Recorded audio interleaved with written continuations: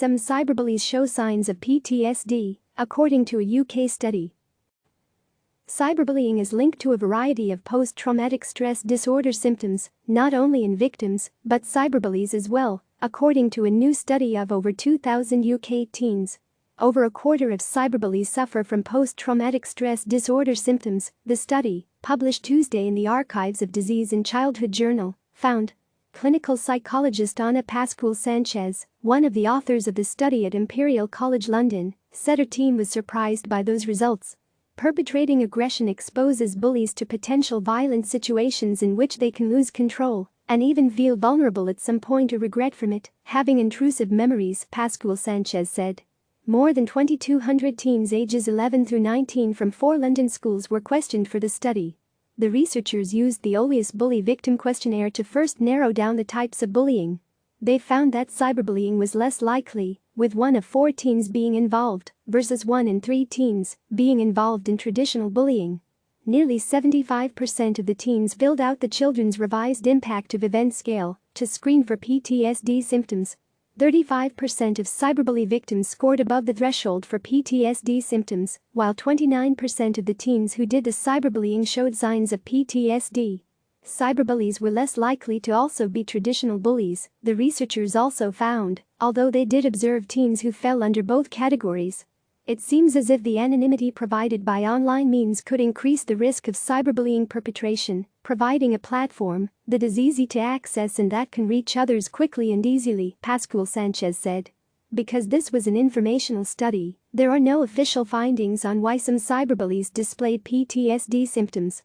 Further research needs to be completed to understand causation and to dive deeper into the symptoms, Pascual-Sánchez said. Mental health challenges. Samir Hinduja, co-director of the Cyberbullying Research Center and professor of criminology at Florida Atlantic University, said he had not heard of cyberbullies experiencing PTSD symptoms in his research, but that it makes sense with other mental health struggles he has observed regarding cyberbullying. Hinduja said he focuses on childhood trauma, also known as adverse childhood events, that kids can experience growing up. While some are resilient and can overcome their adversities, others develop problematic behavioral symptoms, according to Hinduja. We absolutely need professionals to continue to study some of these underlying psychological and physiological components, which can lead to these problems, Hinduja said. Through his research, Hinduja found that those issues can manifest into cyberbullying for a number of reasons, such as someone feeling jealous or insecure. Other common reasons someone engages in cyberbullying include peer pressure or a stressful home life. While he noticed in his own research that a large percentage of teens who cyberbully also engage in in-person bullying, he agreed with Pascual-Sánchez that some prefer to exclusively cyberbully to remain anonymous.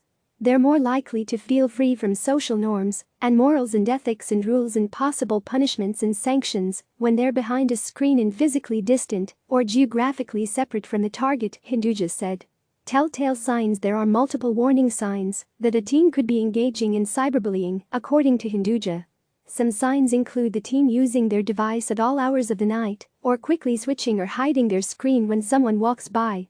They may also be demonstrating increased sensitivity or appear more irritable. Cyberbully victims may exhibit similar behavior but also have their own set of warning signs, Hinduja said. Teens may isolate themselves or stop using their device for a time. Some common emotional symptoms include anger or frustration.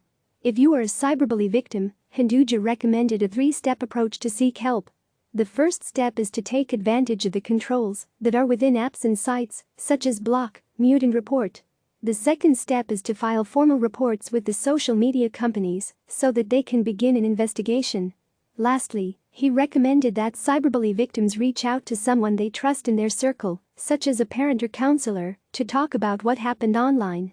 Those adults, they want to help, Hinduja said. They don't want you to continue to struggle and suffer. And usually there is some sort of solution if you will just let them know what's going on. When it comes to treating teens who engage in cyberbullying or are victims of cyberbullying, Hinduja said that mental health assessments need to be standard. He believed that it needs to be a community effort with schools and doctors working together to treat the effects of cyberbullying, but also to help prevent it. All of these efforts will help illuminate PTSD and trauma in somebody's adverse childhood event that we can then treat, which will hopefully lead to less problematic, emotional, and psychological consequences down the road, Hinduja said. Click subscribe to receive the latest news.